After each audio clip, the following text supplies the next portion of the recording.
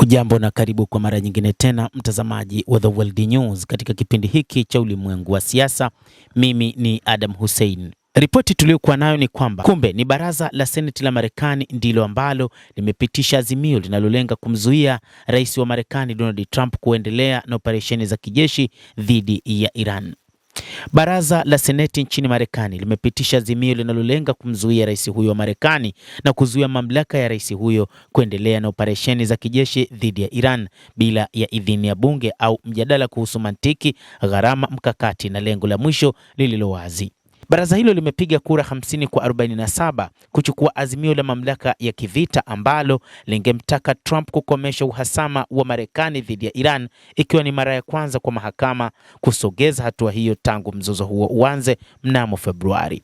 Wa Republican wanne, Bill Cassidy wa Louisiana, Rand Paul wa Kentucky, Susan Collins wa Maine na Lisa Murkowski wa Alaska walijiunga karibu na wademokrasia wote wa Senate kuunga mkono jaribio la 8 la kuendeleza hatua kama hiyo. Senator John Fetterman wa Pennsylvania ndiye mdemokratic pekee aliyepiga kura dhidi yake, huku wa Republican watatu hawakupiga kura. Cassidy ambaye hapo awali alipinga juhudi hizo alibadili upande wake baada ya kushindwa katika kinyang'anyiro cha mchujo ambapo Trump alimuidhinisha mpinzani wake. Hatua hiyo ina uwezekano mkubwa wa kupitishwa kwa vile bado inakabiliwa na kura ya mwisho ya Senate. Vikwazo vikubwa katika baraza la wawakilishi linalodhibitiwa na chama cha Republican na kura ya turufu iliyokaribia kutolewa na Trump ikiwa itafikia kwenye meza yake.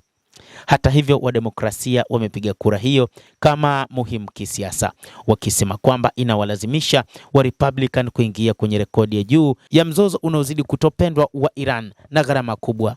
Lakini kiongozi wa wachache katika Senate, Chuck Schumer, aliwataka wabunge kuunga mkono azimio hilo, akimtuhumu Trump kwa kujifanya kama mtoto mchanga anayecheza na bunduki iliyojaa. Msukumo huo unakuja baada ya makataa ya siku 60 yaliyowekwa na azimio la mamlaka ya kivita ya mwaka 1973 kumalizika Mei Mosi. Sheria inamtaka rais kupata kibali cha bunge ndani ya siku 60 baada ya kuingiza majeshi ya Marekani katika mapigano au kukomesha ushiriki wao na uwezekano wa siku 30 za ziada za kujiondoa katika uwanja wa vita. Rais wa Marekani Donald Trump, ambaye mnamo siku ya Jumatatu alisema sasa hataruhusu majeshi yake kufanya mashambulizi dhidi ya Jamhuri ya Kiislamu ya Iran, bado yupo katika wakati mgumu.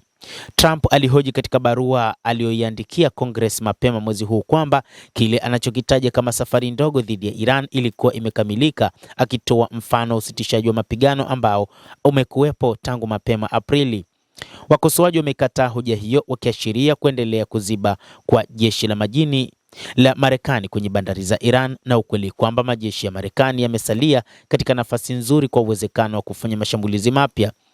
Waziri wa vita Pete Hegseth pia aliwaambia wabunge kwamba utawala unaamini usitishaji wa vita unaweza kusitisha au kusimamisha saa ya siku 60, tafsiri ambayo wa Democratic na baadhi ya wa Republican walihoji. Mtazamaji wa The World News, hayo ndio tuliokuwa nayo.